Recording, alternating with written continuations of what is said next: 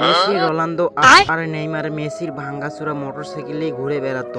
হঠাৎ একদিন যাওয়ার সময় রাস্তা দিয়ে দুইটা মেয়ে দেখে তাদেরকে ইপটিজিং করে। আমি হিরো আলম থাকতে আমার এলাকায় তোরা ইপটিজিং করিচ্ছু। বড় হারামি হো বেটা।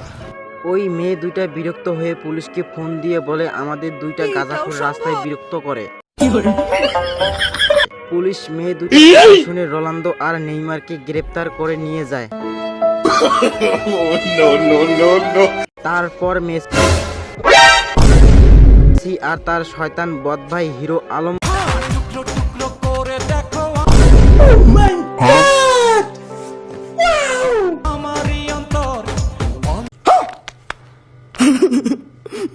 পুলিশ স্টেশনে যায়। হিরো আলম পুলিশকে তার সেই ভাইরাল হওয়া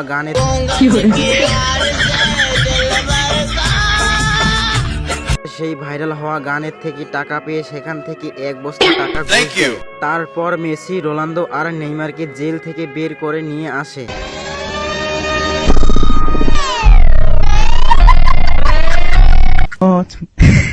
কিন্তু সেই 3 গাঁজাখোর আবার মেসির R15 নিয়ে মেয়েদেরকে ইপটিজিং করতে যায়।